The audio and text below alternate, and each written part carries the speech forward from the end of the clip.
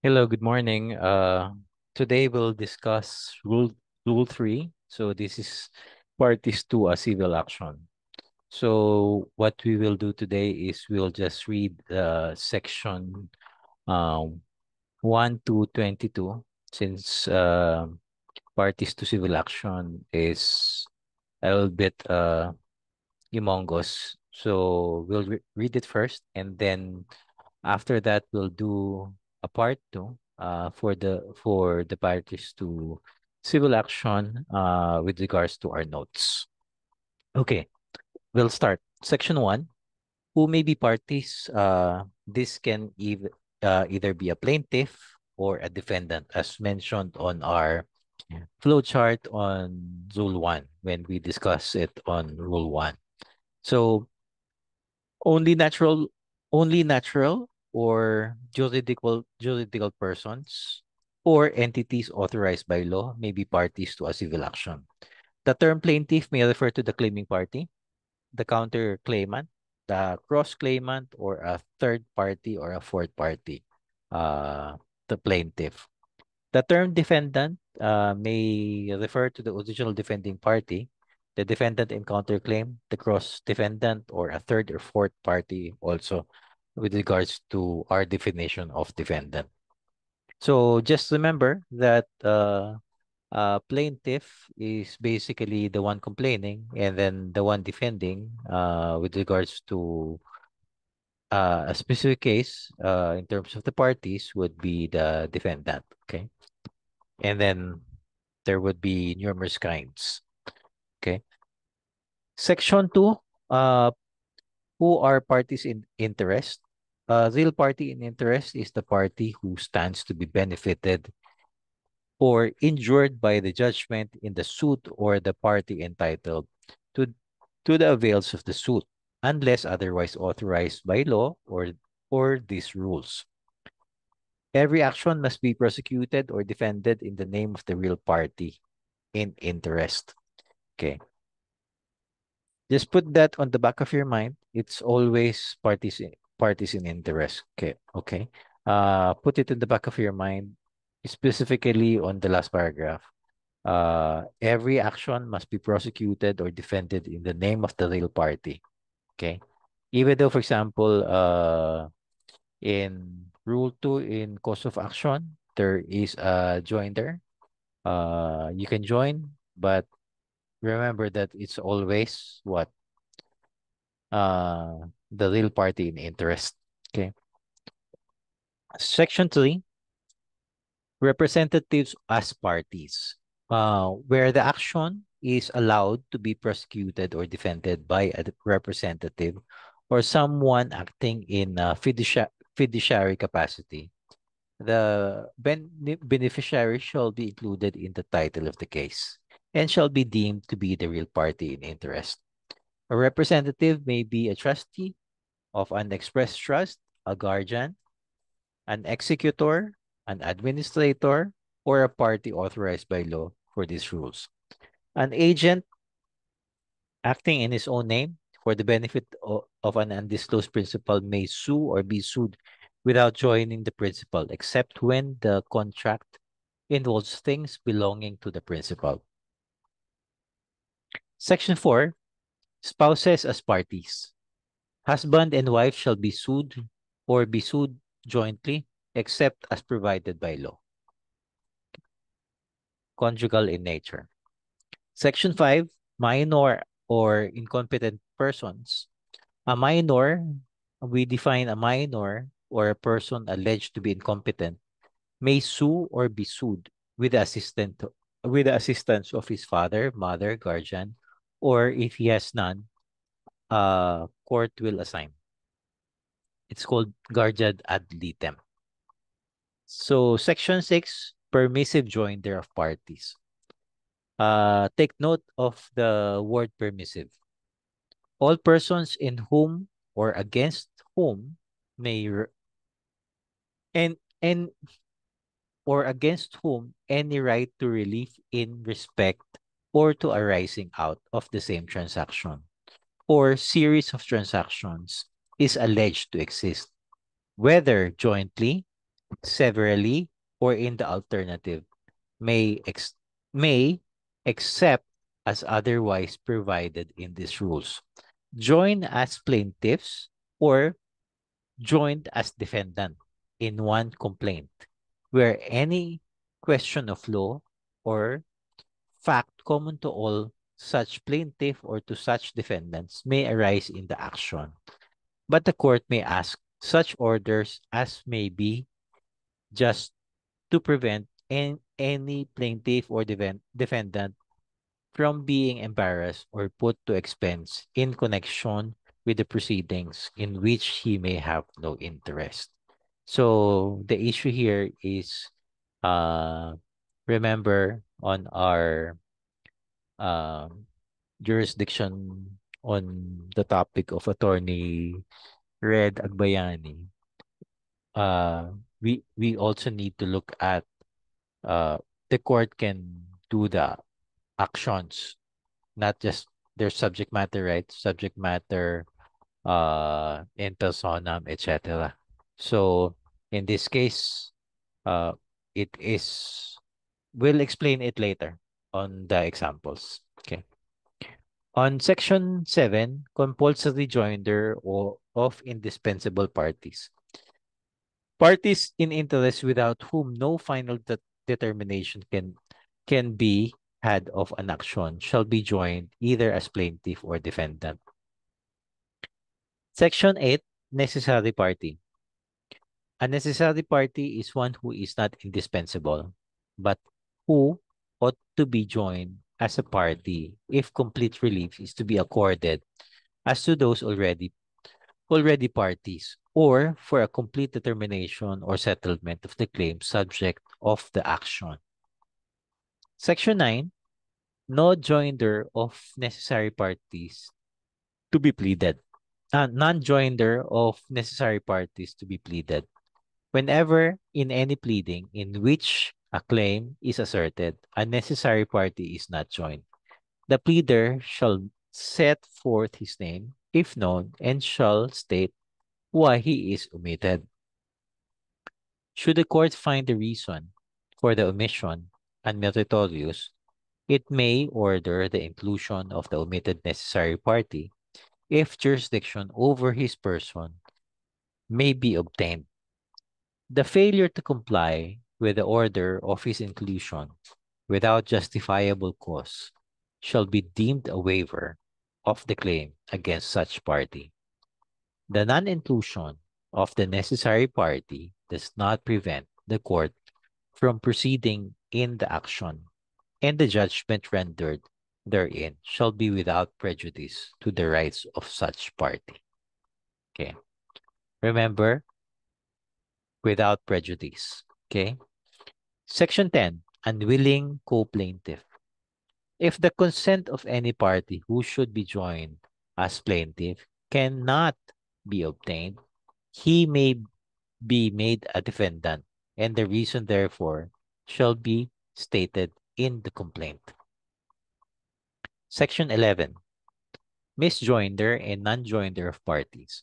Neither misjoinder or non-joinder of parties is ground for dismissal of an action. Parties may be dropped or added by order of the court on motions of any party or on its own initiative at any stage of the action, and and on such terms as just. Any claim against misjoined party may be severed and proceeded separately. Section 12, class suit. We define class suit as what?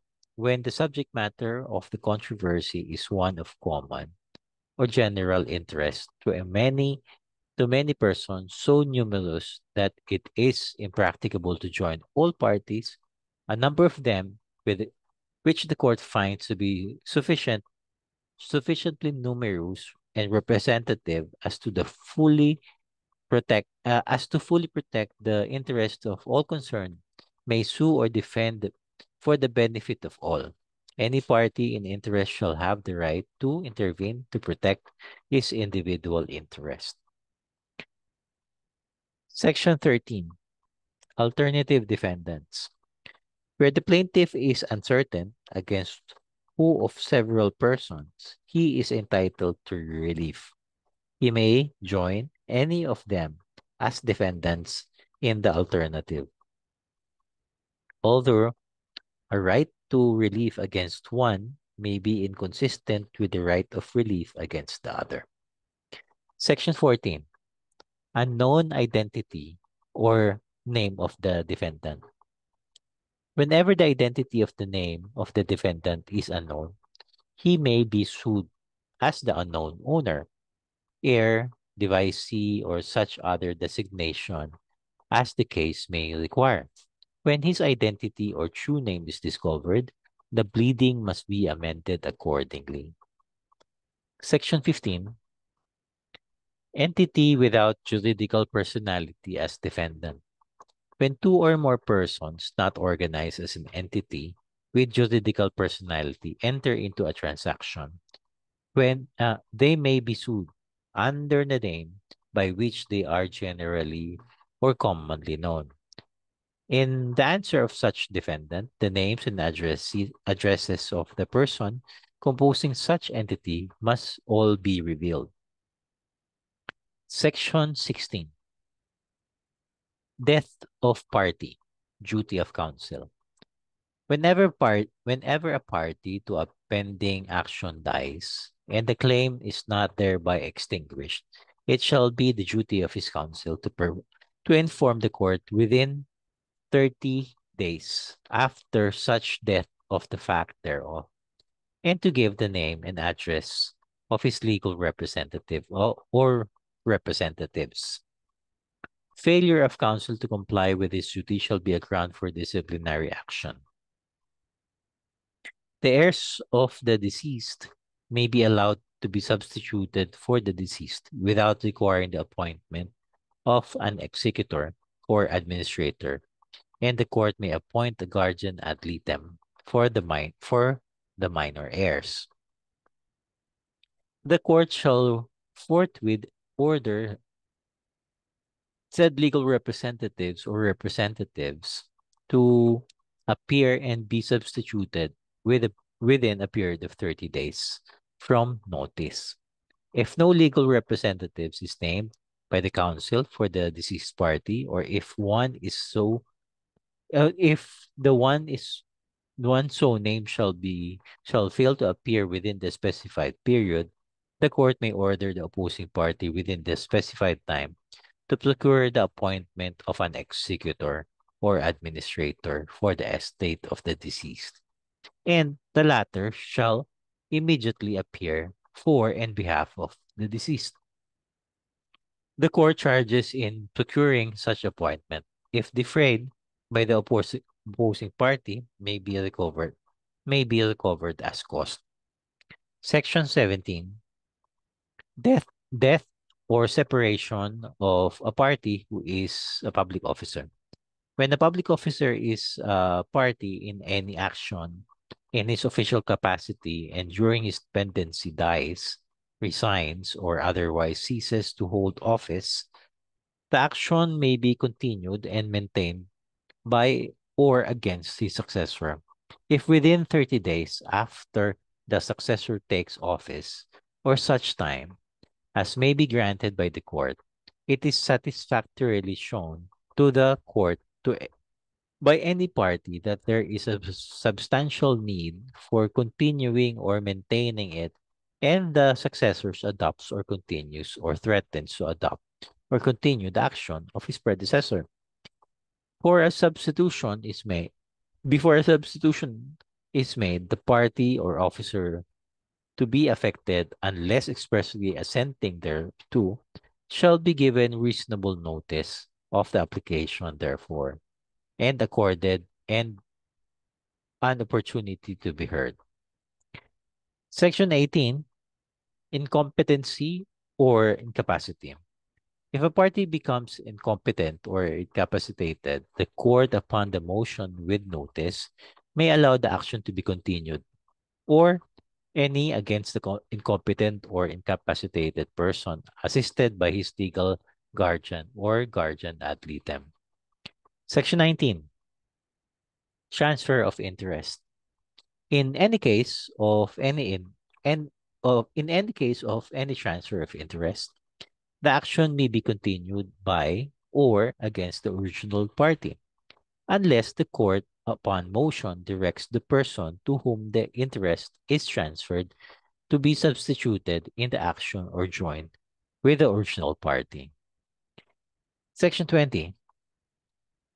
Action on contractual money claims. When the action is for recovery of money arising from contract, express or implied, the defendant dies before the entry of final judgment, the court in which the action was pending at the time of such death. It shall not be dismissed, but shall be instead be allowed to continue until entry of final judgment. A favorable judgment obtained by the plaintiff therein shall be enforced in the manner specially provided in these rules for prosecuting claims against the estate of the deceased person. Section 21. Indigent party. A party may be authorized to litigate this action, claim, or defense as an indigent if the court, upon an ex parte application in hearing, is satisfied that the party is one who has no money or property sufficient and available for food, shelter, and basic necessities for himself and his family. Such authority shall include an exemption from payment of docket and other lawful fees and of transcript of stenographic notes, which the court may order to be furnished him. The amount of the docket and other lawful fees which the indigent was exempted from paying shall be a lien on any judgment rendered in the case favorable to the indigent, unless the court otherwise provides. Any adverse party may contest the grant of such authority at any time before judgment is rendered by the trial court. If the court should determine after hearing the party declared as an indigent is in fact a person with sufficient income or property, the proper docket and other lawful fees shall be assessed and collected by the clerk of court. If payment is not made within the fixed time fixed by the court, execution shall issue or the payment thereof without prejudice to such sanction as the court may impose. Last one, before we discuss our notes, would be Section 22. Notice to the Solicitor General. In any action involving the validity of any treaty, law, ordinance, executive order, presidential decree, rules or regulation, the court in its discretion may require the appearance of the Solicitor General, who may defend in person or through a representative duly designated by him. We'll stop here and then we will discuss on the next video our notes with regards to Section 1 to 22 of Rule 3, which is the parties to civil action.